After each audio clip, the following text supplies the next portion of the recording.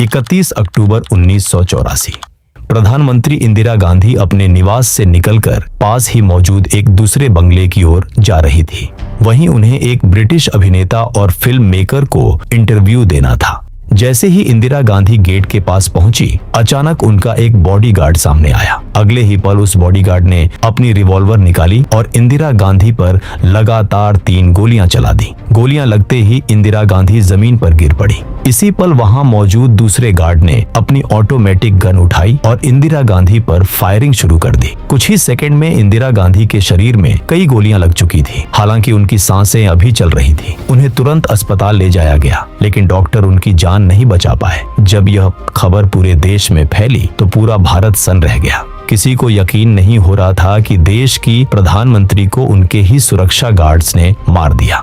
1966 में इंदिरा गांधी भारत की पहली महिला प्रधानमंत्री बनी। शुरुआत में बहुत से लोग उन्हें हल्के में लेते थे। उनके राजनीतिक विरोधी उन्हें कमजोर और सिर्फ कुछ समय के लिए बनी नेता कहकर ताना कसते थे। लेकिन आने वाले सालों में इंदिरा गांधी के अपने फैसलों ने सबको गलत साबित कर दिया। 1971 के आम चुनावों में इंदिरा गांधी ने गरीबी हटाओ का नारा दिया। उन्होंने पूरे आत्मविश्वास के साथ चुनाव लड़ा। जब नतीजे आए तो पूरा देश हैरान रह गया। कांग्रेस ने 352 सीटें जीत ली। इस जीत के साथ इंदिरा गांधी ने यह दिखा दिया कि अब वो सिर्फ प्रधानमंत्री नहीं बल्कि देश की सबसे ताकतवर नेता बन चुकी है। उनकी अगुवाई में ही 1971 का भारत पाक युद्ध हुआ। इस युद्ध में भारत ने पाकिस्तान को करारी शिकस्त दी और ईस्ट पाकिस्तान अलग होकर बांग्लादेश बन गया। 1974 में दुनिया के कई देशों के विरोध के बावजूद भारत ने परमाणु परीक्षण किया और अपनी ताकत का ऐलान कर दिया।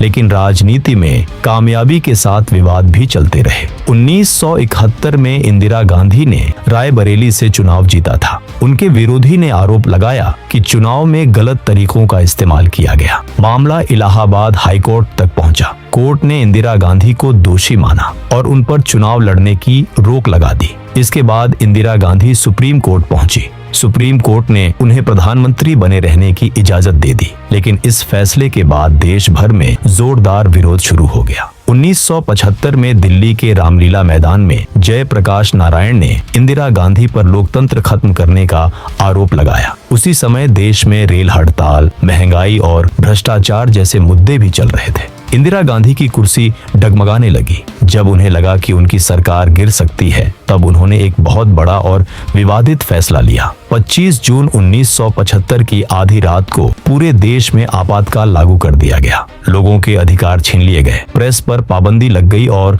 लोकतंत्र लगभग थम सा गया। 1977 में जब चुनाव हुए तो जनता ने अपना गुस्सा वोट के जरिए दिखा दिया। इंदिरा गांधी को करारी हार का सामना करना पड़ा। पंजाब में भी कांग्रेस हार गई और अकाली दल ने प्रकाश सिंह बादल की अगुवाई में जीत हासिल कर ली। लेकिन इंदिरा गांधी इतनी आसानी से हार मानने वालों में से नहीं थी। सत्ता में वापसी के लिए उन्होंने पंजाब की राजनीति पर ध्यान देना शुरू किया। वहां उन्होंने एक स्थानीय प्रचारक जनरल सिंह भिंडरावाले को समर्थन दिया। भिंडरावाले ने लगातार 3 साल तक ग्राउंड लेवल पर काम किया, लोगों के बीच गए और कांग्रेस को मजबूत करने की कोशिश की। 1980 के लोकसभा चुनावों के साथ साथ पंजाब विधानसभा चुनावों में भी कांग्रेस को जीत मिली। इंदिरा गांधी एक बार फिर सत्ता में लौट आई। लेकिन इस हार से अकाली दल काफी नाराज हो गया। अकाली दल ने मांग उठाई कि पंजाब को एक अलग सिख डोमिनेटेड पंजाबी भाषा बोलने वाले स्टेट के रूप में ज्यादा अधिकार मिलने चाहिए। इस मांग को जनरल सिंह भिंडरावाले का भी खुला समर्थन मिल गया। भिंडरावाले का भाषणबाजी धीरे धीरे और तेज होती गई और पंजाब का माहौल बदलने लगा। कुछ ही सालों में पंजाब में उग्रवाद बढ़ने लगा। डर, हिंसा और अविश्वास का माहौल चारों तरफ फैलने लगा। जरनैल सिंह भिंडरावाले के नेतृत्व में उग्रवादियों ने सिखों के सबसे पवित्र स्थान गोल्डन टेम्पल को अपना किला बना लिया था। अब पंजाब में हालात लगातार बिगड़ रहे थे। इंदिरा गांधी के पास 2 रास्ते थे, या तो बातचीत करें या सैन्य कार्रवाई। उन्होंने दूसरा रास्ता चुना और ऑपरेशन ब्लू स्टार लॉन्च कर दिया। भारतीय सेना ने गोल्डन टेम्पल के अंदर जाकर ऑपरेशन शुरू किया और भिंडरावाले को मार गिराया। लेकिन इस ऑपरेशन में स्वर्ण मंदिर के अकाल तख्त को भारी नुकसान पहुंचा। इस घटना ने दुनिया भर के सिखों की धार्मिक भावनाओं को गहरी चोट पहुंचाई। सिखों के एक बड़े वर्ग के लिए इंदिरा गांधी अब केवल एक प्रधानमंत्री नहीं बल्कि उनके धर्म पर हमला करने वाली नेता बन चुकी थी। इंदिरा गांधी को भी इस नाराजगी का एहसास था। उन्होंने सिख समुदाय का गुस्सा कम करने की कोशिश की। वह सिख समाज के बड़े नेताओं से मिली, सार्वजनिक बयान दिए और साफ कहा कि वह सिखों के खिलाफ नहीं है, लेकिन उनके यह प्रयास लोगों का गुस्सा शांत नहीं कर पाए।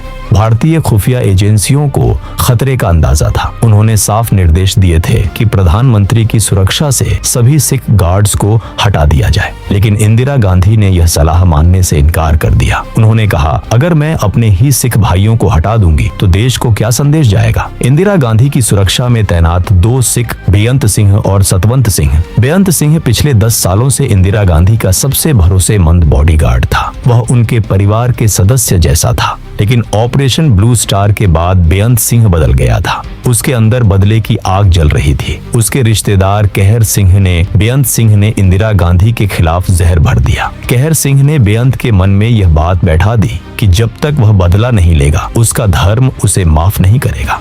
यहीं से बेअंत सिंह के मन में ऑपरेशन ब्लू स्टार का बदला लेने का विचार पक्का हो गया। कुछ दिनों बाद बेअंत सिंह ने इंदिरा गांधी की सुरक्षा में तैनात सतवंत सिंह को अपना प्लान बताया। दोनों ने शपथ ली कि वे इंदिरा गांधी को खत्म कर देंगे। इसके बाद बेअंत सिंह और सतवंत सिंह ने कहर सिंह से मुलाकात की। तीनों के बीच विस्तार से बातचीत हुई और इंदिरा गांधी की हत्या के लिए 31 अक्टूबर 1984 की तारीख तय कर दी गई। 31 अक्टूबर को इंदिरा गांधी का एक ब्रिटिश अभिनेता और निर्देशक पीटर यूस्टिनोव के साथ इंटरव्यू तय था। वह इंदिरा गांधी पर एक डॉक्यूमेंट्री फिल्म बना रहे थे। यह इंटरव्यू इंदिरा गांधी के ऑफिस के पास ही एक बंगले में होना था, जो बस कुछ कदमों की दूरी पर था। इसी वजह से इंदिरा गांधी ने फैसला किया कि वह पैदल ही वहां तक जाएंगी। जैसे ही इंदिरा गांधी चलते हुए सेंट्री बूथ के पास पहुंची, उनकी नजर अपने सबसे भरोसेमंद बॉडीगार्ड बेअंत सिंह पर पड़ी। हमेशा की तरह इंदिरा गांधी ने हल्की मुस्कान के साथ उसे नमस्ते कहा, लेकिन आज बेअंत सिंह के चेहरे पर न कोई मुस्कान थी न कोई सम्मान। अगले ही पल बेअंत सिंह ने अचानक अपनी सरकारी रिवॉल्वर निकाली और बिना एक पल गंवाए इंदिरा गांधी पर लगातार 3 गोलियां चला दी। गोलियां लगते ही इंदिरा गांधी जमीन पर गिर पड़ी। फिर सतवंत सिंह ने अपनी ऑटोमेटिक कार्बाइन उठाई और जमीन पर पड़ी इंदिरा गांधी पर अंधाधुंध फायरिंग शुरू कर दी। गोलियों की आवाज सुनते ही आसपास तैनात सुरक्षा गार्ड दौड़ते हुए वहां पहुंच गए। बेअंत सिंह और सतवंत सिंह को चारों तरफ से घेर लिया गया। जवाबी फायरिंग हुई। इस फायरिंग में बेअंत सिंह वहीं ढेर हो गया, जबकि सतवंत सिंह गंभीर रूप से घायल हुआ और उसे जिंदा पकड़ लिया गया। इंदिरा गांधी को तुरंत ही एम्स अस्पताल ले जाया गया, लेकिन 33 गोलियों ने उनके शरीर के हर महत्वपूर्ण अंग को छलनी कर दिया था। दोपहर 2:20 पर उन्हें मृत घोषित कर दिया गया, लेकिन सरकार के लिए यह सिर्फ एक मौत की खबर नहीं थी। यह एक ऐसी खबर थी जो पूरे देश को आग में झोंक सकती थी। इसी डर की वजह से शाम तक इंदिरा गांधी की मौत की आधिकारिक जानकारी मीडिया से छुपा कर रखी गई।